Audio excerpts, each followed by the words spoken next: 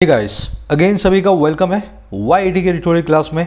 मैं हूं आपका होस्ट अमन बहल। आज सुबह के फर्स्ट एडिटोरियल से अपनी क्लास को आगे बढ़ाएंगे। टेरर ट्रेल इसका टाइटल है।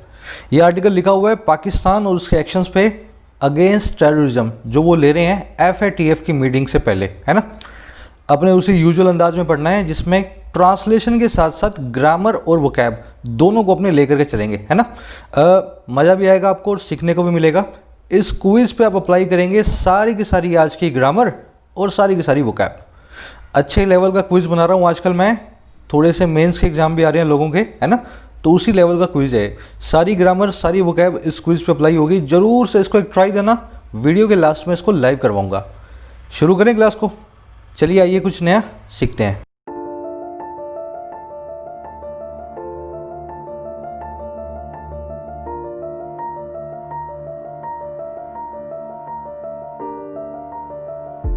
कह रहे टेरर ट्रेल। टेरर का मतलब होता है आतंकवाद, है ना, और ट्रेल का मतलब होता है रास्ता। लेकिन ये ऐसा वैसा रास्ता नहीं है, ये वो रास्ता है जिससे आप गुजर चुके हो। आपकी ट्रेल कहलाती है जिस रास्ते से आप गुजरे हो ना, आप जहाँ से गुजरे हो और पीछे आप जो निशान छोड़ के गए हो वो कहलाती है आपकी ट्रेल। तो कह रहे टेरर की ट्रेल किसी ने छोड़ी है, किसी ने गलत काम किए हैं, गलत कर्म किए हैं और ट्रेल पीछे छूट गई है। अब उससे संभल नहीं पा रही वो ट्रेल, है ना। अब उस ट्रेल को वो ख़त्म करना चाह रहा है। अब किसकी बात कर रहा है? कह रहा है on Pakistan action against terrorist. बात कर रहा है पाकिस्तान के एक्शंस की, कार्रवाई की आतंकवादियों के खिलाफ, टेररिस्ट लोगों के खिलाफ। तो कह रहा है अब तो पाकिस्तान टेररिस्ट लोगों पे कार्रवाई कर रहा है, लेकिन ट्रेल इतनी लंबी है कि कार्रवाई जो है अपने आप में एडिक्वेट नहीं है, पर्याप्त नहीं है। समझ गए? ट्रेल को बोलते हैं पाथ बोल दो, ट्रैक बोल दो, लेकिन ध्यान रखना ये वो रास्ता है जिससे आप गुजर चुके हो, है ना। आपके गुजरने के बाद आपके कदमों के निशान पड़े हैं, वो कहलाती है आपकी ट्रेल। चलिए इसके टाइटल पैराग्राफ की तरफ देखते हैं क्या कहना चाह रहा है। अगर आप इस सीरीज़ को सपोर्ट करते हैं तो ज़रूर से एक लाइक दें और एक शेयर दें। मैं 2000 लाइक्स का ही आपको टारगेट देता हूँ, छोटा सा टारगेट है ना। आपके लाइक से ऑडियोज़ को, वीडियोज़ को बहुत रीच मिलती है। ज़रूर से एक लाइक दें। कह रहे Pakistan section against terrorist is welcome but nowhere near enough. कह रहा है पाकिस्तान के जो एक्शन है ना, पाकिस्तान के जो कर्म है, पाकिस्तान की जो कार्रवाई है, और किसके खिलाफ भाई? टेररिस्ट लोगों के खिलाफ, है ना, आतंकवादियों के खिलाफ। कह रहे वो वेलकम है, वो अपने आप में स्वागत करने लायक है, लेकिन बट कहीं भी ये नहीं है इनफ, कहीं भी ये नहीं है इनफ के आसपास। बहुत अच्छा काम कर रहा है पाकिस्तान, टेररिस्ट लोगों पे क्रैकडाउन कर रहा है, वहाँ आतंकवादियों को पकड़ पकड़ के जेल में डाल रहा है, लेकिन ये अपने आप में इनफ के आसपास भी नहीं है। इसको और भी बहुत कुछ करना पड़ेगा। समझ गए सेंटेंस को? सेंटेंस में सब्जेक्ट है आपका पाकिस्तान सेक्शन, सेंटेंस पे वर्ब है आपकी इज, है ना, सब्जेक्ट और उसकी वर्ब है इज। एक्वा ब्लू कलर में सब्जेक्ट रखे हुए हैं, पिंक कलर में वर्ब रखी हुई है। हर रोज की तरह मैंने मार्क किए हुए हैं, आप देख रहे हो पूरे आर्टिकल में। सिर्फ इसलिए करता हूं क्योंकि अंडरस्टैंडिंग बेसिक से डेवलप हो आपकी, है ना। हर सेंटेंस के सब्जेक्ट और वर्ब को आपको बाय डिफॉल्ट पकड़ना होता है। सिर्फ रीडिंग की बात नहीं है ना। अगर आपको एग्जाम भी दे रहे हो, कुछ भी कर रहे हो आप, अब इस सेंटेंस में देखने वाली एक चीज़ है नोवेयर। इस वर्ड को पकड़ो। नोवेयर का मतलब होता है नो मतलब नहीं, वेयर मतलब कहीं। नोवेयर का मतलब होता है कहीं भी नहीं। फिर सुन लो, नो मतलब नहीं, वेयर मतलब कहीं, नोवेयर मतलब कहीं भी नहीं। एडवर्ब होती है, एडवर्ब प्लेस, है ना, जगह की बात करती है। Nowhere I saw her after finishing college. मैंने उसको कहीं भी नहीं देखा कॉलेज फिनिश करने के बाद। मतलब कॉलेज में तो चलो मेरे साथ थी वो, है ना, मैं जानता था उसको अच्छे से, पर कॉलेज जैसे ही ख़त्म हुआ उसके बाद मैंने आज तक उसको कहीं नहीं देखा। ना उसको मैं कभी गली में मिला, मोहल्ले मिला, ऑफिस में मिला, कहीं नहीं मिला। वो गायब हो गई अचानक से। तो ऐसे इसको यूज़ किया जाता है। अब नो वेयर से एक जुड़ी हुई बहुत ही डिफरेंट है ना कॉन्सेप्ट अपने पास, और इंटरेस्टिंग भी है। नो वेयर एक नेगेटिव एडवर्ब है। शुरू में नो भी आ रहा है ना। अगर ये नेगेटिव एडवर्ब है मेरे भाई, अगर ये नेगेटिव एडवर्ब है तो ये सेंटेंस के शुरू में आकर के सेंटेंस में इन्वर्जन लाएगी। ध्यान रखना, नेगेटिव एडवर्ब्स जब जब सेंटेंस के शुरू में आती हैं सेंटेंस को इन्वर्ट कर देती हैं। अब इस सेंटेंस को मुझे इन्वर्ट करना पड़ेगा, तो मैं कैसे इन्वर्ट करूंगा? No where I saw knee, I saw knee, did I see. ठीक है, तो ऐसी नेगेटिव एडवर्ब्स को आपको क्या करना होता है? याद करना होता है। अब मैं काम करता हूँ, सारी नेगेटिव एडवर्ब्स आपको एक बार दिखा देता हूँ। आपके दिमाग में थोड़ा सा ना फ्रेमवर्क बनना चाहिए, नेगेटिव एडवर्ब्स क्या होती हैं। तो ये हैं आपकी सभी की सभी negative adverbs. Hardly, barely, scarcely, ये देख लेना 10-12 है ना। जैसे ही शुरू में आएंगी सेंटेंस में इन्वर्जन हो जाएगा। चलिए आगे बढ़े। नोवेयर डिड आई सी आना चाहिए, सेंटेंस इन्वर्टेड हो जाएगा। हेल्पिंग वर्ब मेन वर्ब से पहले आ जाएगी। अब कुछ लोगों का यह सवाल होगा, सर ये नोवेयर का कॉन्सेप्ट आपने बताया, ये इन्वर्जन होता क्या है, कैसे आपने डिड को बाहर निकाला, है ना, क्या कॉन्सेप्ट है। तो आपका शक लाजमी है, आपका कंफ्यूज होना लाजमी है, क्योंकि आपके बेसिक्स बिल्डिंग हुए हैं। देखो ये सारे कॉन्सेप्ट मैं आपको करवा चुका हूँ। नेगेटिव एडवर्ब क्या होती है, क्यों इन्वर्जन लाना है, हर चीज़ को मैंने सिस्टमेटिकली आपको बेसिक्स के साथ बताया हुआ है। अगर आप सीधे सीधे इन वीडियोस को देख रहे हो तो आपको एक काम जरूर करना चाहिए, इन वीडियोस को देखने के साथ साथ अपने बेसिक्स पे काम करना है। आपको बेसिक्स मिलेगी आपको चैनल के होम पेज पे रखी हुई इस प्लेलिस्ट में, complete English grammar for all competitive exams. SSC की कर रहे हो, बैंक की कर रहे हो, रेलवे की कर रहे हो, यूपीएससी कर रहे हो, राइटिंग स्किल्स की कर रहे हो, सबके लिए पहले आपको अपने बेसिक्स को बिल्ड करना है। 0 नंबर वीडियो से 32 नंबर वीडियो तक इसको चला करके देखो, 2 वीक में पूरा करो। उसमें जो आप सीखोगे ना बेसिक्स, वो सारे अप्लाई होंगे इस आर्टिकल में पढ़ते हुए, और वही बेसिक्स आपके एग्जाम में अप्लाई होंगे क्वेश्चंस को सॉल्व करते हुए। समझ गए? तो कोर्स को आज ही शुरू करें और पूरा करें 2 वीक्स के अंदर। इसी के नीचे आपको प्रीमियम कंटेंट की 2 प्लेलिस्ट मिलेंगी, जिसमें आपको प्रीमियम वीडियोस मिलती हैं बैंक्स और एसएससी के लिए। तो कल मैंने बैंकिंग का मेंस का एक पेपर अपलोड कर दिया है ना, बैंकिंग वालों के लिए, एसएससी वालों के लिए भी आ जाएगा आजकल में। तो इस तरीके से cloze test, PQRS, sentence arrangement, इनको आप सीख सकते हो लॉजिक के साथ। मेंबर बनने के लिए आप ज्वाइन बटन पे प्रेस करें, अपना छोटा सा कंट्रीब्यूशन है उसको अदा करें, साथ ही साथ इस वीडियो को प्ले करें। आपको बताया जाता है इसमें क्या मिलेगा आपको मेंबरशिप के अंदर। ये इनके कार्ड काम नहीं कर रहे हैं, इस वीडियो में बताया गया मैंने कैसे आपके कार्ड की प्रॉब्लम दूर होगी। अब एक समरी दे देता हूँ आपको। समरी ये है कि पाकिस्तान ने टेररिज्म के खिलाफ एक्शन लेना शुरू कर दिया है, लेकिन हमारा एडिटोरियल कह रहा है अभी भी वो एडिक्वेट नहीं है, इनफ नहीं है। आप ले रहे हो, बहुत अच्छी बात है, वी वेलकम इट, लेकिन इसको अभी भी आप पर्याप्त की श्रेणी में नहीं रख सकते हो। बहुत सारे काम आपको अभी भी करने होंगे अगर अपने दामन से दाग छुड़ाना है आपको कि आप एक टेररिस्ट स्टेट हो। बस यही इसकी आज की समरी है, 2 लाइनों में आप दे सकते हो, है ना। रिपोर्टिंग टोन है, पूरी घटना को रिपोर्ट कर रहा है, जैसे जैसे पाकिस्तान ने जो जो किया और इंडिया ने कैसे उसको रिस्पॉन्ड किया। तो एक रिस्पॉन्स देने वाली है ना, एक रिपोर्टिंग टोन को बता रहा है, ये यहाँ पे ऐसा हुआ फिर ऐसा हुआ, तो रिपोर्टिंग टोन बोलेंगे। शुरू करें आर्टिकल को। कह रहा है in his speech to the UN security council UNSC marking 20 years since the resolutions that announced a global commitment to the war against terror after the US 9/11 attacks. External Affairs Minister S. Jaishankar made a pitch for greater coordination between counter-terrorism agencies worldwide. कह रहा है अपनी speech के अंदर, इन his speech, his का मतलब क्या है, किसी मैन की स्पीच की बात हो रही है, किसी मेल पर्सन की, है ना। तो कह रहा है अपने भाषण में, अपनी स्पीच के अंदर, अपने वक्तव्य में। अच्छा, स्पीच किसके लिए थी भाई? UN सिक्योरिटी काउंसिल के लिए थी, संयुक्त राष्ट्र संघ की सुरक्षा महासभा के लिए थी, ठीक है ना। अच्छा, कौन सी सुरक्षा महासभा? जो मार्क कर रही थी 20 साल को, जो निशान बन रही थी 20 साल का। और कब से? जब से रेजोल्यूशन जो है, जब से संकल्प जो है, जिनको अनाउंस किया गया था एक ग्लोबल कमिटमेंट के तौर पे, एक वैश्विक संकल्प के तौर पे, है ना, ग्लोबल कमिटमेंट के तौर पे। और किसके लिए? उस वॉर के लिए, उस जंग के लिए जो अगेंस्ट होगी टेरर। और कब अनाउंस किया गया था? US में 9/11 के अटैक्स के बाद। तो कह रहा है अपनी उस स्पीच में UNSC के सामने, जो कि मार्क करती है 20 साल को 9/11 के, जो कि मार्क करती है 20 साल को 9/11 के बाद हुए रेजोल्यूशंस को। कह रहे इस स्पीच के अंदर है ना, अब देखो, external affairs minister S. Jaishankar, इन साहब ने मेड कर दिया एक पिच को, इन साहब ने सपोर्ट कर दिया। मेड अ पिच करने का मतलब है किसी चीज़ का सपोर्ट करना अपनी बातों से। कह रहा है और किसके लिए? ग्रेटर कोऑर्डिनेशन के लिए और अच्छे सहयोग के लिए। और किनके बीच? काउंटर टेररिज्म एजेंसीज के बीच में, वर्ल्ड वाइड, पूरी दुनिया के अंदर। समझे, लंबा सेंटेंस है लेकिन सेंटेंस इतना ही है। ये साहब ने मेक किया एक पिच को, ये साहब ने सपोर्ट किया काउंटर टेररिज्म एजेंसीज के बीच के कोऑर्डिनेशन को। और कहाँ किया? अपनी उस स्पीच में जो UNSC के सामने दे रहे थे। और वो वाली स्पीच जो मार्क कर रही थी 20 सालों को, उन रेजोल्यूशन के जो अनाउंस हुए थे वॉर अगेंस्ट टेरर के खिलाफ 9/11 के अटैक के बाद अमेरिका के। तो इस तरह से ये सेंटेंस बना है।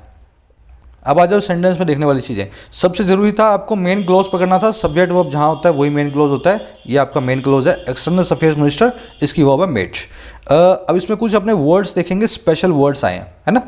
देखो, कमिटमेंट के बाद में कमिटमेंट के बाद में अगर टू लगाओ तो ये टू कहलाता है एक प्रेपोजिशन, आपको पता है। वो सभी फ्रेजेस जिनमें टू आता है बाद में, वो अपने बाद लेंगे नाउन, प्रोनाउन या जीरेंट। तो इसने अपने बाद वॉर लिया हुआ है। अगर यहाँ पे कोई वर्ब होती, कमिटमेंट टू फाइट लिखा होता तो गलत हो जाता, आपको लिखना होता फाइटिंग। समझ गए ना? कमिटमेंट टू वही वाला फ्रेज है जिसमें टू के बाद में या तो नाउन आएगा जैसे वॉर आई हुई है, या प्रोनाउन आएगा, या फिर आएगी वर्ब की I N G form. Make a pitch for का मतलब होता है किसी चीज़ को सपोर्ट करना, और कैसे? अपने बातों या कर्मों से। To do something in support of something, है ना, कुछ काम करना ताकि आप किसी को सपोर्ट कर पाएं।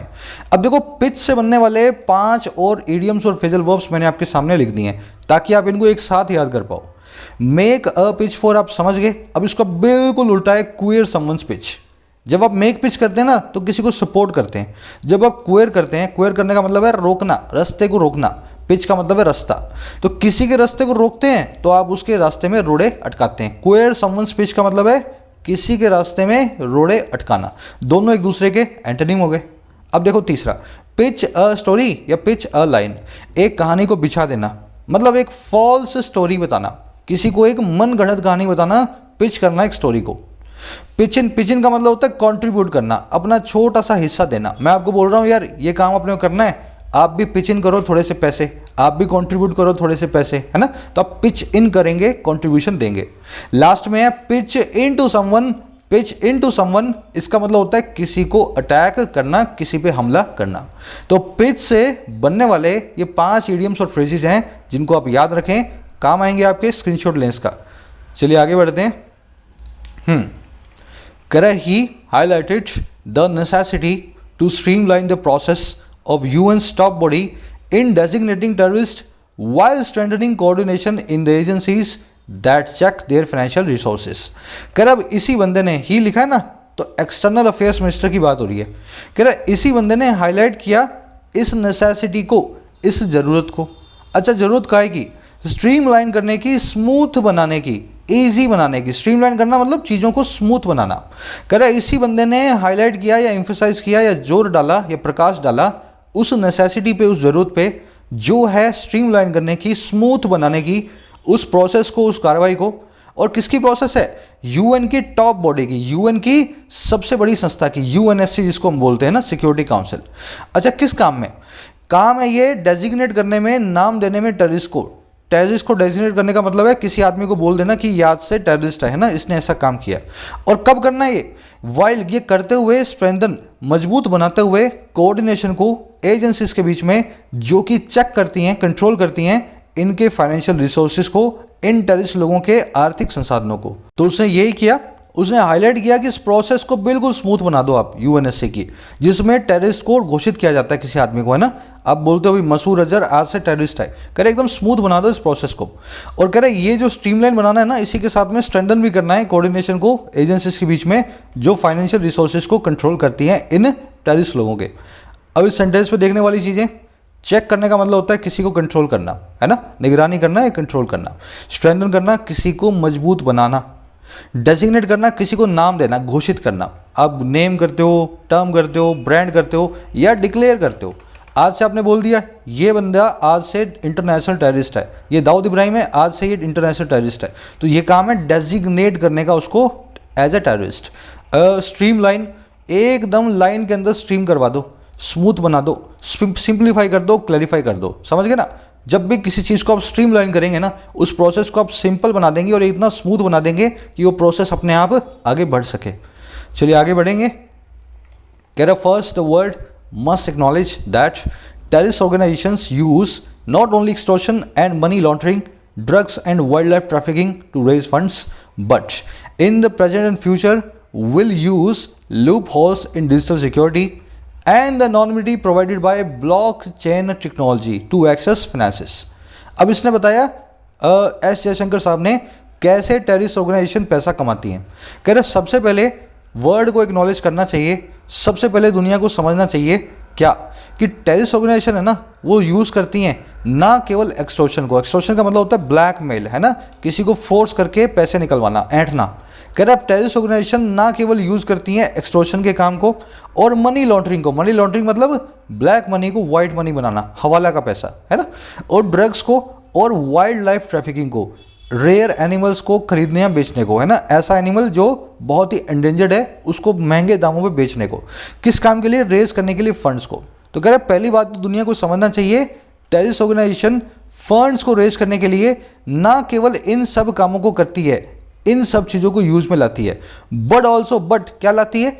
आज में और फ्यूचर में, प्रेजेंट में और आने वाले फ्यूचर में यूज करेगी उन लूप होल्स को, उन फ्लॉज को, उन कमियों को, उन एस्केप रूट्स को जो कि हैं डिजिटल सिक्योरिटी में।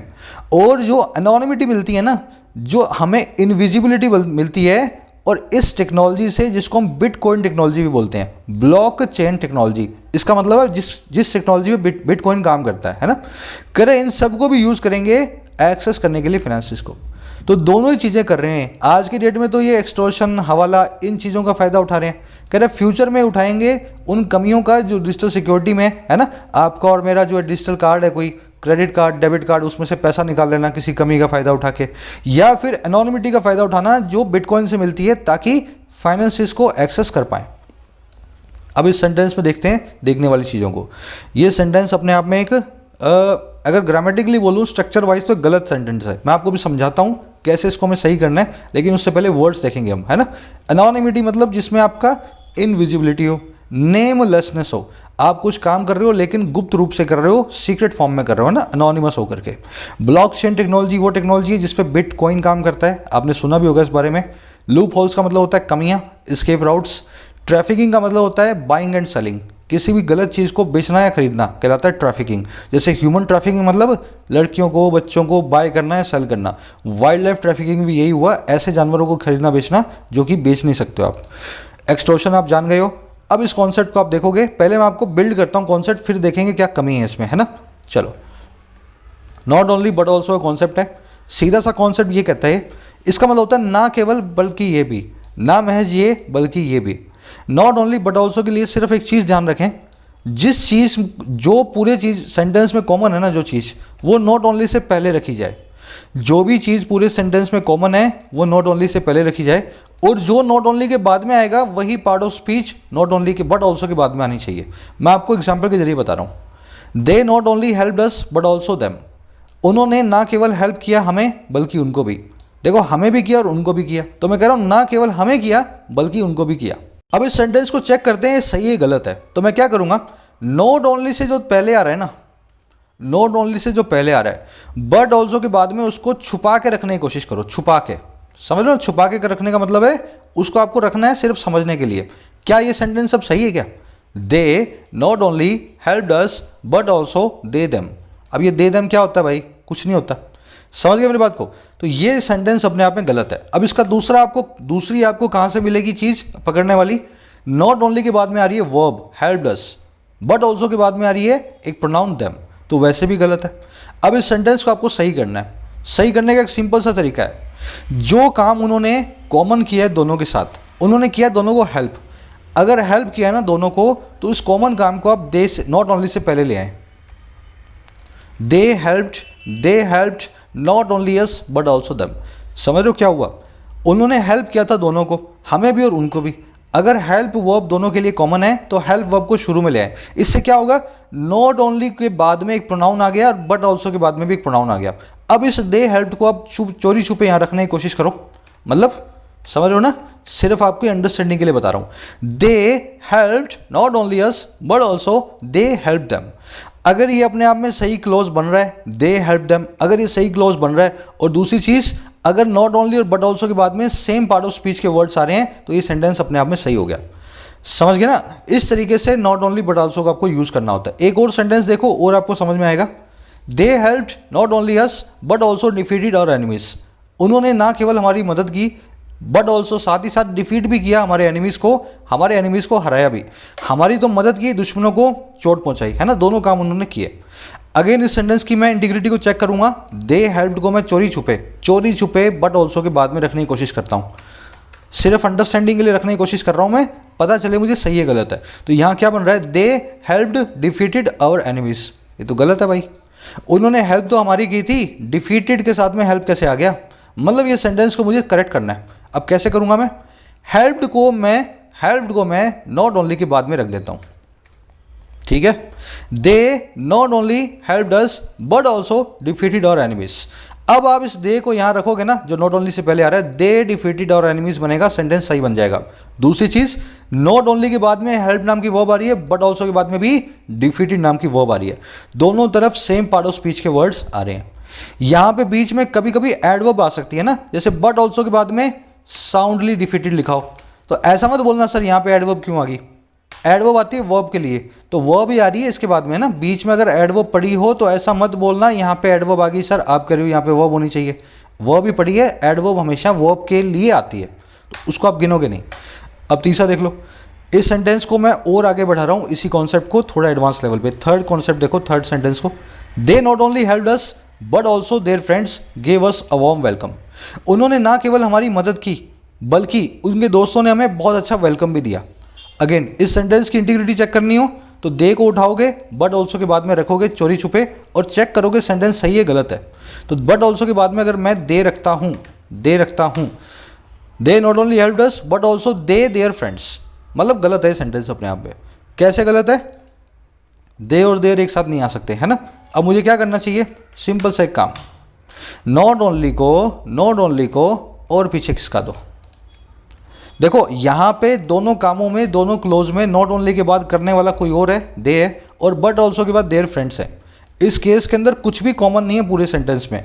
वर्ब इधर हेल्प है, इधर गिव है, सब्जेक्ट इधर देयर फ्रेंड्स है, सब्जेक्ट इधर दे है। ऐसे केस में नॉट ओनली बट ऑल्सो के लिए कुछ भी कॉमन नहीं मिलेगा, तो नॉट ओनली शुरू में आ जाएगा बिल्कुल। तो not only they helped us but also their friends gave us a warm welcome.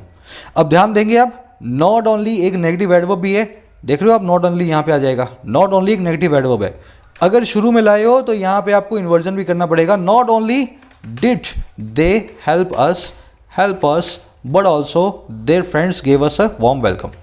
यहाँ पे इसने वही गलती की है, वर्ब दोनों की अलग अलग है, यहाँ पे यूज है, यहाँ पे विल यूज है, तो दोनों की वर्ब को नॉट ओनली बट ऑल्सो के बाद रखना था। तो ये बट यानी बट ऑल्सो, इसके बाद में तो विल यूज आ गया, लेकिन नॉट ओनली से पहले यूज रख दिया, तो इसको नॉट ओनली के बाद में इस यूज़ को शिफ्ट करना चाहिए।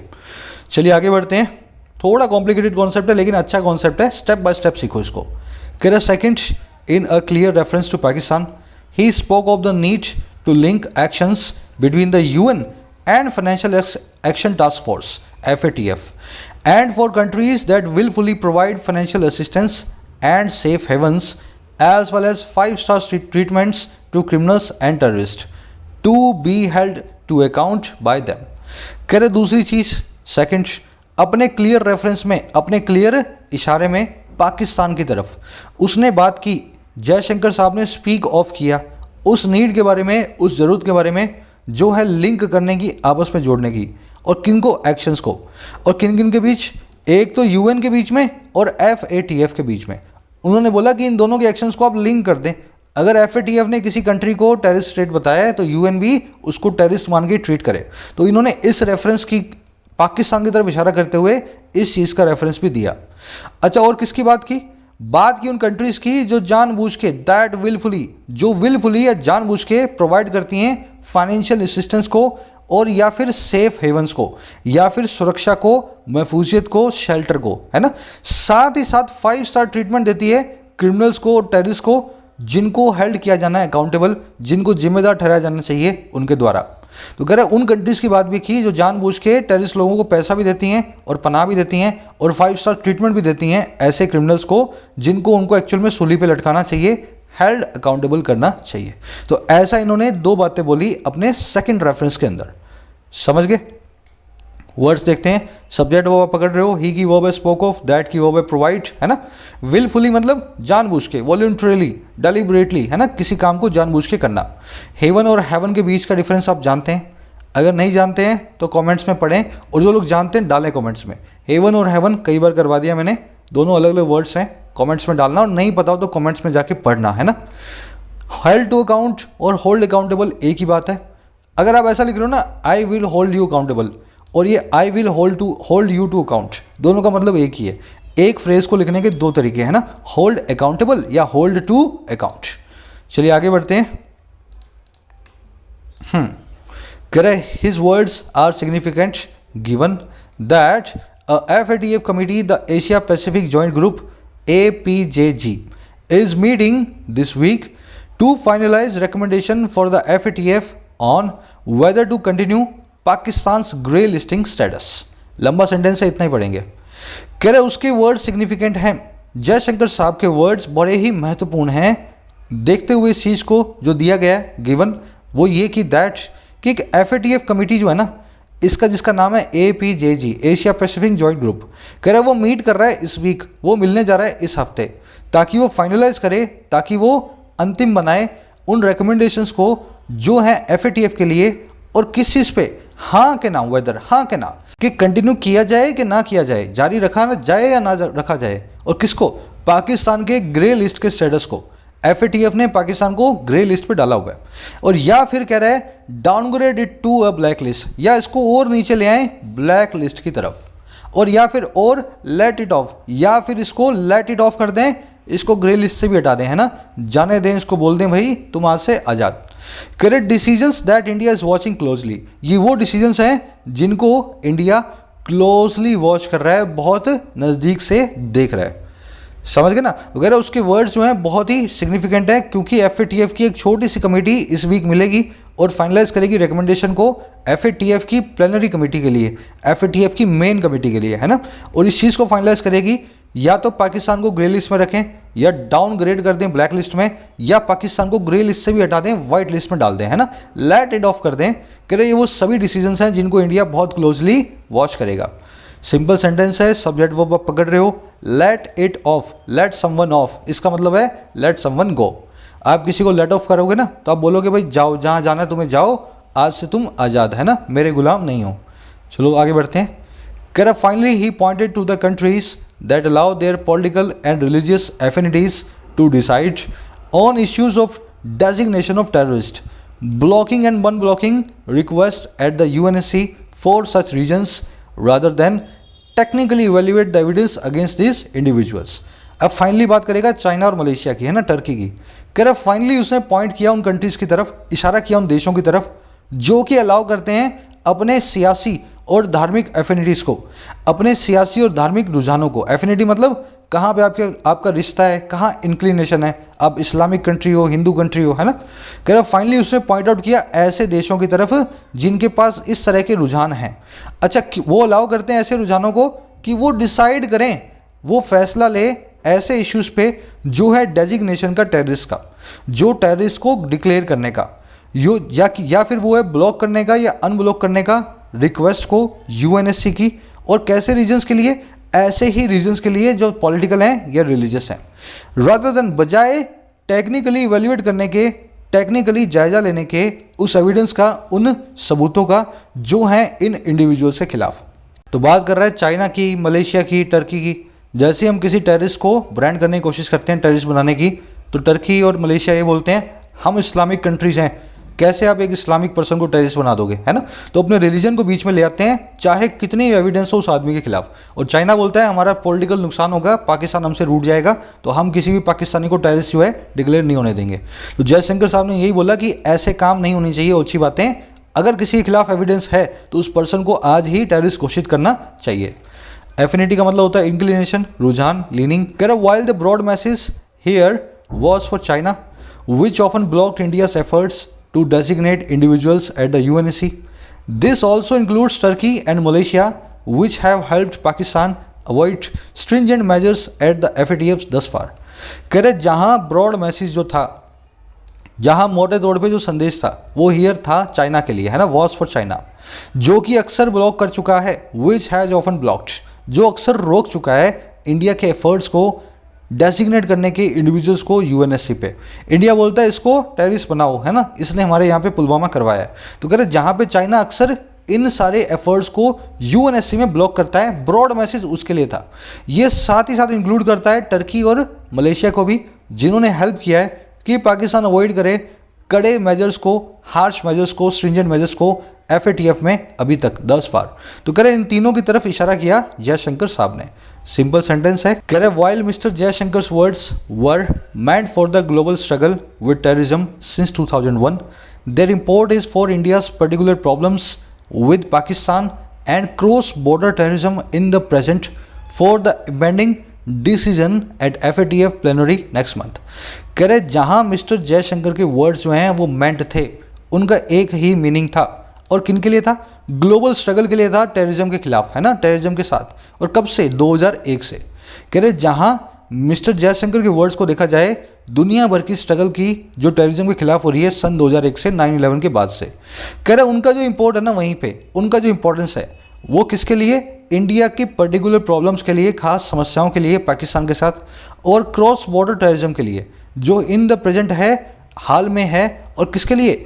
फॉर द इम्पेंडिंग डिसीजन के लिए FATF की मेन मीटिंग में, प्लेनरी में नेक्स्ट मंथ। कह रहे जहाँ 2001 के आप उसमें इसको देखो बैकग्राउंड में, इसका इंपोर्ट यहाँ भी बहुत है। इंडिया की पर्टिकुलर प्रॉब्लम्स जो है पाकिस्तान के साथ, और जो टेररिज्म पाकिस्तान से इंडिया में आ रहा है, और जिस पे एक डिसीजन भी इम्पेंडिंग है ना, बाकी है FATF की मीटिंग में अगले महीने। अब इसमें देखने वाली चीज़ें, वर्ड्स देखें।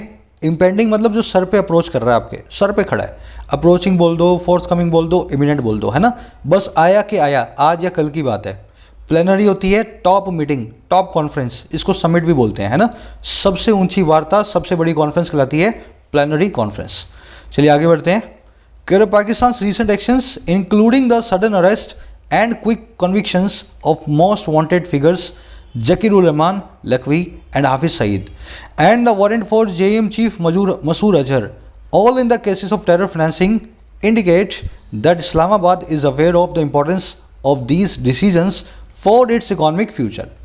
कह रहे पाकिस्तान के रीसेंट एक्शन जो हैं, पाकिस्तान के हालिया जो उसने कदम उठाए हैं, जिसमें शामिल है, इंक्लूड है सडन अटैक्स और क्विक कन्विक्शन, फटाफट से अरेस्ट करना और फटाफट से कॉन्विक्ट भी करना, है ना, अचानक से अरेस्ट और कॉन्विक्शन भी करना। और किसका? मोस्ट वांटेड फिगर्स का। पहला तो ये रहमान लखवी, दूसरा हाफिज सईद, और जो वारंट है JM चीफ के खिलाफ, जैश ए मोहम्मद के चीफ के खिलाफ, जिसका नाम है मसूर अजहर। सब के सब केस में, टेरर फाइनेंसिंग के सब के सब उन केसेस में जिसमें इन्होंने आतंकवाद के लिए पैसे को जो है हेल्प किया है, इन तीनों लोगों ने। कह रहे पाकिस्तान के जो एक्शंस है ना, जिसमें ये सब भी शामिल है, ये एक्शंस इंडिकेट करते हैं कि इस्लामाबाद अवेयर है, इस्लामाबाद अपने मन में अच्छे से जानता है उस इम्पोर्टेंस को जो है इन डिसीजंस की, और किसके लिए? इसके इकोनॉमिक फ्यूचर के लिए।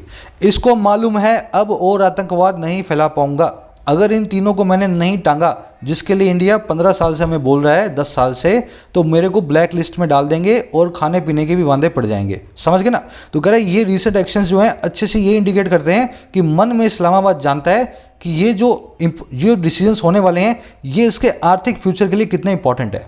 अब आगे क्या कह रहे हैं? कह रहे for the moment the government is appearing to fall in line with the FATF's 27 point action plan. कह रहा है हाल फिलहाल के लिए, फॉर द मोमेंट, सरकार जो है अपीयर हो रही है, फॉल इन लाइन होती हुई, एकदम सही लामबंदी करती हुई। फॉल इन लाइन का मतलब है जैसा मैं आपको बोलूँ आप वैसा ही करो, है ना। सरकार अपीयर हो रही है फॉलो करती हुई एकदम लाइन में आकर के FATF के 27 पॉइंट एक्शन प्लान को। तो अब पाकिस्तान को समझ में आ गया कि FATF से पंगा नहीं लेना है, ग्रे लिस्टिंग से ब्लैक लिस्टिंग में गए तो बहुत दिक्कत होगी। तो 27 पॉइंट का एक्शन प्लान को पूरी कोशिश लगा करके पूरा करने की कोशिश कर रहा है पाकिस्तान। समझ गए सेंटेंस को? अब इसमें देखने वाली चीज़ें देखो। अवेयर ऑफ का मतलब है किसी चीज़ के बारे में आपको पता होना, कॉग्निजेंट होना, माइंडफुल ऑफ होना। तीनों के बाद में ऑफ नाम का प्रीपोजिशन फिक्स है। You are aware of something, cognizant of something, mindful of something. इसी तरीके से सिनोनिम चलते हैं और फिक्स प्रीपोजिशन भी चलते हैं। इसमें देखने वाला एक कॉन्सेप्ट आया छोटा सा, पहले मैं कॉन्सेप्ट आपको दिखाई देता हूँ, है ना। अभी वीडियो लंबी हो जाएगी अगर मैं आपको इसको करवाने लगूंगा। ये 3 सेंटेंसेस है, इसमें आपको एक एक 2-2 चीज़ों को चूज़ करना है ना, 2 में से एक ऑप्शन को चूज़ करना है। चूज़ करने का फॉर्मूला है कुछ इस तरह का। ये सारे के सारे वर्ड्स प्रीपोजिशन है। Together with, besides, in addition to, as well as, along with और इंक्लूडिंग। इन सबको प्रीपोजिशन मान के ट्रीट करें। इनके बाद में जो इनका ऑब्जेक्ट होता है कभी भी सब्जेक्ट का पार्ट नहीं होगा। एग्जाम्पल के लिए यहाँ पे देखें, the government as well as people of this country is या are responsible for this crisis. सरकार और साथ ही साथ इस देश के लोग, अब इज लगाना है या आर लगाना है, रिस्पॉन्सिबल हैं इस क्राइसिस के लिए। आप क्या सोचोगे कि सरकार तो है ही, साथ में पीपल भी हो गए, गवर्नमेंट और साथ ही साथ पीपल, हिंदी में तो साथ ही साथ हो गया ना, तो साथ ही साथ तो मतलब ये सारा का सारा सब्जेक्ट है। ध्यान दें, as well as is a preposition, ये सबकी सब प्रीपोजिशन है। देख रहे हो, as well as, together with, besides, in addition to, as well as is a preposition. अगर ये प्रपोजिशन है ना मेरे भाई, तो पीपल इसका ऑब्जेक्ट है, और अगर इसका पीपल ऑब्जेक्ट है तो ये हमारा सब्जेक्ट नहीं है। सब्जेक्ट कौन बचा? गवर्नमेंट। अब जो वर्ब आएगी ना वो गवर्नमेंट के हिसाब से आएगी। अगर गवर्नमेंट सिंगुलर है तो पीपल को पड़ा रहने दो, भाड़ में जाए पीपल, ये आपका सब्जेक्ट नहीं है। सब्जेक्ट कौन है तुम्हारा? गवर्नमेंट। गवर्नमेंट के हिसाब से वर्ब आएगी इज। समझ गए ना? कन्फ्यूजन होती है लोगों को, पीपल देख के समझते हैं आर लगाएंगे, पर मेरे भाई आर नहीं आएगा क्योंकि सब्जेक्ट है तुम्हारा गवर्नमेंट। मान लो यहाँ पे गवर्नमेंट्स होता तो यहाँ पे फिर भी आर आ जाता है ना। जो भी वर्ब आएगी इसके हिसाब से आएगी, पीपल के हिसाब से नहीं आएगी, कहना ही चाह रहा हूँ। अगला देखो, many factors including education is या are responsible for the poverty. बहुत सारे फैक्टर्स जिसमें शामिल है शिक्षा भी, रिस्पॉन्सिबल हैं वो पॉवर्टी के लिए। अब आप सोचोगे सर इंक्लूडिंग लगा हुआ है, आपने बताया था इंक्लूडिंग है, इंक्लूडिंग के बाद में सिंगुलर वर्ब आनी चाहिए, ऐसा नहीं है। देखो इंक्लूडिंग के बाद में जो नाउन आ रहा है वो इंक्लूडिंग का ऑब्जेक्ट है, ये आपको ध्यान रखना है। अब जो बच गया नाउन वो आपका सब्जेक्ट है। सब्जेक्ट कौन है? Many factors. Many factors, factors के लिए आप आर लगाएं बिंदास। बस सिर्फ इतना समझाना चाह रहा हूँ, इस आर में इस एजुकेशन का कोई योगदान नहीं है। फैक्टर्स के हिसाब से वर्ब आई है। अगर यहाँ पे फैक्टर होता, मैनी ना लगा होता, अ फैक्टर लिखा हुआ होता, तो उस केस में यहाँ पे इज भी लग सकता था। वैसे तीसरा देख लो, besides your weaknesses your ability to withstand pressure, your ability to withstand pressure dash, है ना, इन्फ्लुएंस या influences your performance in a job. साथ ही साथ तुम्हारी कमजोरियों के, जो तुम्हारी एबिलिटी है ना प्रेशर को झेलने की, विद स्टैंड करने की, वो इन्फ्लुएंस करती है तुम्हारी परफॉर्मेंस को तुम्हारी जॉब के अंदर। देखो बिसाइड्स का ऑब्जेक्ट तो है वीकनेसेस, वीकनेसेस आपका सब्जेक्ट नहीं है। सब्जेक्ट कौन है? Ability. Ability to withstand pressure, ability singular है, सिंगुलर के लिए वर्ब आएगी इन्फ्लुएंसेस, इन्फ्लुएंस नहीं आएगी। समझ गए क्या समझाना चाह रहा हूँ? बिसाइड्स का ऑब्जेक्ट योर वीकनेस है, ये तुम्हारा सब्जेक्ट नहीं है, इसके हिसाब से वर्ब मत लगा देना। वर्ब आएगी योर एबिलिटी के हिसाब से, योर एबिलिटी सिंगुलर है इसलिए इन्फ्लुएंसेस आएगा। अगर एबिलिटीज लिखा होता तो इन्फ्लुएंस भी आ सकता था, इसको एस को निकाल सकते थे। बस यही कॉन्सेप्ट है छोटा सा। ये सभी प्रपोजिशन का आप कॉन्सेप्ट, इस कॉन्सेप्ट का स्क्रीनशॉट ले लें ताकि आपको याद रहे। 1 2 3 4 5 6 7, है ना। चलो, कह रहे bye drawing the connection between the actions of UNSC and FATF together, Mr. Jaishankar is indicating that India is not only watching what Pakistan does, but also how the international community walks the talk on zero tolerance to terrorism. कह रहे draw करके, बना करके, frame करके connection को किस किस के बीच? यूएनएससी के एक्शंस के बीच और FATF के एक्शंस के बीच, है ना। इन दोनों को एक साथ जो है कनेक्शन को जो है ड्रॉ करके, कह रहे ऐसा काम करके, है ना, ऐसी चीज़ को करके जयशंकर साहब इंडिकेट कर रहे हैं कि इंडिया ना महज वॉच कर रही है क्या पाकिस्तान करता है, not only watching what Pakistan does, ना केवल ये देख रही है क्या पाकिस्तान करता है, बट ऑल्सो साथ ही साथ कैसे international community walk the talk करती है, कैसे इंटरनेशनल कम्युनिटी अपनी बातों पे खरा उतरती है जीरो टॉलरेंस पे टेररिज्म के लिए, है ना। टेररिज्म के खिलाफ जीरो सहनशीलता को, टॉलरेंस को कैसे वॉक द टॉक करती है। तो कह रहे ऐसा करके जयशंकर साहब ने साफ साफ बता दिया कि मैं ये इंडिकेट कर रहा हूँ, एक तो मैं देखना चाहता हूं कि पाकिस्तान क्या करेगा, और दूसरा ये भी देखना चाहता हूं दुनिया भर की सब देश जो हैं कैसे अपनी बात पे खड़े उतरेंगे, टेररिज्म के खिलाफ जीरो टॉलरेंस को दिखाएंगे। देखने वाले words walk the talk, 2 idioms अपने पास। टॉक द टॉक इसका मतलब है बड़ी बड़ी बातें करना, ऐसा बताना कि देखो मैं एक्सपर्ट हूँ इस काम में, बस बातें करना, करके मत दिखाना, टॉक द टॉक करना। दूसरी अपने पास वॉक द वॉक या वॉक द टॉक, इसमें आपके पास दोनों ही ऑप्शंस हैं, वॉक द टॉक भी है और वॉक द वॉक भी है। आप जनरली प्रीफर करेंगे वॉक द टॉक को। तो वॉक द टॉक या वॉक द वॉक का मतलब है अपनी एक्सपर्टीज दिखाना, जो आपने बोला, जो आपने बातें की उन पे वॉक भी करके दिखाया, उस रास्ते पे चल के भी दिखाया, है ना। बातें नहीं की, आपने अपने एक्शन से अपने वर्ड्स को फुलफिल किया, है ना, करके भी दिखाया। चलिए बढ़ते हैं अपने क्विज की तरफ। दोनों क्वेश्चन थोड़े से मुश्किल हैं। पहला क्वेश्चन कह रहा है choose the correct sentence from the alternatives given below. सही सेंटेंस को चूज करें इन चारों में से, है ना। एक ही सेंटेंस को 3 तरीके से लिखा हुआ है, एक उनमें से एक ही तरीका सही है। China together with 4 other brick members has not only ratified many international human rights conventions but also enforce them in its governance. China ने टुगेदर विद, साथ में 4 दूसरी ब्रिक्स मेंबर्स के, ना केवल रेटिफाई किया है, ना केवल रेटिफाई करने का मतलब होता है आधिकारिक तौर पे मान लेना, है ना। रेटिफाई करना मतलब अप्रूवल दे देना। चाइना ने दूसरे ब्रिक्स मेंबर्स के साथ में ना केवल अप्रूवल दी है, बहुत सारे ह्यूमन राइट्स कन्वेंशन की जो कि इंटरनेशनल है, कन्वेंशन मतलब अग्रीमेंट, बल्कि साथ ही साथ इन्फोर्स भी किया उनको अपनी गवर्नेंस के अंदर। इसमें दो कॉन्सेप्ट यूज होंगे। पहला China together with, together with, together with, together with, together with का जो ऑब्जेक्ट है वो चाइना का सब्जेक्ट नहीं बनेगा ना, चाइना का सब्जेक्ट चाइना ही होगा, इसका जो ऑब्जेक्ट है कभी भी सब्जेक्ट का पार्ट नहीं बनेगा। तो चाइना के लिए अपने पास वर्ब आनी चाहिए हैज़। अगर वर्ब हैव आ रही है तो ये तो आपका आंसर है नहीं। अगर वर्ब हैव आ रही है, अगर वर्ब हैव आ रही है तो हैव तो चाइना के साथ आ नहीं सकता, क्योंकि टुगेदर विद का ऑब्जेक्ट है फॉर ब्रिक मेंबर्स, है ना, चाइना की वर्ब होगी हैव, तो गलत हो गया। अब देखो दूसरी चीज़, नॉट ओनली के बाद में क्या आ रहा है, रेटिफाइड, बट ऑल्सो के बाद में क्या आ रहा है, enforced. Has not only ratified, और देखो हैज़ को आप यहाँ भी रखोगे बट ऑल्सो के बाद हैज़ इन्फोर्स्ड, तो ये तो बिल्कुल ठीक है। लेकिन यहाँ क्या आ रहा है, नॉट ओनली के बाद में आ रहा है मैनी कन्वेंशंस, बट ऑल्सो के बाद में आ रहा है इन्फोर्स्ड। नॉट ओनली के बाद में एक नाउन आ रहा है, बट ऑल्सो के बाद में एक वर्ब आ रही है, मतलब ये सेंटेंस गलत है। समझ गए ना मेरी बात को। रेटिफाई नाम की वर्ब को आपने पहले रख दिया, इस वर्ब को आपको नॉट ओनली के बाद में रखना चाहिए। A is your correct answer. Formula से बता रहा हूं मैं, जो नॉट ओनली के बाद आए वही बट ऑल्सो के बाद में भी आए, वही पार्ट ऑफ स्पीच का वर्ड। अब दूसरा वाला देख लो, फर्स्ट आपका आंसर हो गया, यहाँ पे फर्स्ट आपका आंसर हो गया। सेकंड में देख लो, आपको ग्रामेटिकली और इडियोमेटिकली करेक्ट सेंटेंस को चूज करना है इन चारों में से। यहाँ पे इडियम हमने यूज किए पिच वाली, है ना, क्वेयर द पिच, जो भी पिच हम यूज करते हैं उसके हिसाब से सेंटेंस पढ़ेंगे। Never it had been anticipated by the present cash strap government that the record fourth quarter GST collection would queer the pitch for reducing a huge fiscal deficit। Correct, कभी भी anticipate नहीं किया गया था, कभी भी आशा नहीं की गई थी हाल में कैश से स्ट्रिप होती हुई कैश स्ट्रैप्ड गवर्नमेंट से। कैश स्ट्रैप मतलब जो पैसे की तंगी से गुजर रही है। कह रहे पैसे से तंग हाल गवर्नमेंट के द्वारा कभी भी ऐसी आशा नहीं की गई थी क्या, कि जो रिकॉर्ड फोर्थ क्वार्टर में जीएसटी कलेक्शन है, फोर्थ क्वार्टर में रिकॉर्ड ब्रेकिंग जो जीएसटी कलेक्शन हुई है, बहुत सारी हुई है, ये क्लियर द पिच फॉर करेगी, ये रास्ते को रोकेगी, रास्ते में रोड़े डालेगी एक बहुत ही बड़े फिजिकल डेफिसिट को ह्यूज डेफिसिट को रिड्यूस करने में।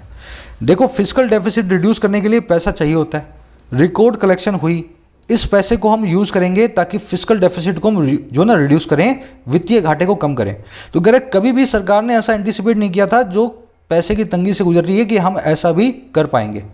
थोड़ा कॉम्प्लिकेटेड बनाया लेकिन ध्यान से समझो। सबसे पहले आपको इडियोमेटिकली करेक्ट चलना है। इडियोमेटिकली करेक्ट चलेंगे तो आप क्या देखेंगे, देखो कैश स्ट्रैप्ड गवर्नमेंट है, पैसा इसके पास है नहीं, इसके पास अचानक से पैसा आया फोर्थ क्वार्टर में, रिकॉर्ड पैसा आया, तो इसको क्लियर द पिच करेगी ये पैसा, ये पैसा फिजिकल डेफिसिट को कम करने के रास्ते में रोड़े डालेगा या सपोर्ट करेगा। सीधी सी बात है, ये मेक अ पिच फॉर करेगा। मैं क्या समझाना चाह रहा हूँ, जब आपको पैसे की ज़रूरत है और पैसा आपके हाथ में आया है तो वो पैसा आपके रास्ते में रोड़े नहीं अटकाएगा, वो पैसा आपके काम को सपोर्ट करेगा। सरकार ने कभी भी सोचा नहीं था ये पैसा हमारे इस काम को मेक अ पिच फॉर करेगा, ना कि क्लियर द पिच फॉर। तो ये हमने कंटेक्चुअली गलत यूज़ किया हुआ इस ईडीएम को, इस वजह से क्लियर द पिच फॉर यहाँ भी आ रहा है, ये भी गलत है, ये भी गलत है। और थर्ड के अंदर पिच इन इसका मतलब होता है कंट्रीब्यूट करना, है ना, पिच इन मतलब कंट्रीब्यूट करना। कलेक्शन कभी भी कंट्रीब्यूट नहीं करेगी ह्यूज फिजिकल डेफिसिट में, रिड्यूस करने में जो है कंट्रीब्यूट कर सकती है ना। Pitch in reducing a huge physical deficit ये हो सकता था, समझ गए मेरी बात को। तो पिच इन के बाद में अगर रिड्यूसिंग लिखा होता तो ठीक था, लेकिन पिच इन नहीं करेगा तो ये भी गलत है। तो आपका आंसर है डी। दूसरी चीज़ आप क्या देखोगे, नेवर शुरू में आया, नेगेटिव एडवर्ब है तो सेंटेंस में इन्वर्जन होगा। तो पहला तो वैसे भी गलत था, इट हैड बीन गलत है, तो नेवर के बाद में हैड इट बीन आएगा, हैड इट बीन आएगा या हैड इट बीन आएगा। चलिए मुलाकात लूँगा अगली वीडियो में। अगर क्वेश्चंस थोड़े से ज़्यादा कॉम्प्लिकेटेड लग रहे हो तो बता देना, अगली बार से थोड़े इजी बना दूंगा, है ना। पर कॉम्प्लिकेटेड भी आने चाहिए आपको। एक क्वेश्चन अपने थोड़ा मुश्किल रखेंगे, एक थोड़ा इजी रखेंगे नेक्स्ट क्लास से। तब तक के लिए साइनिंग आउट।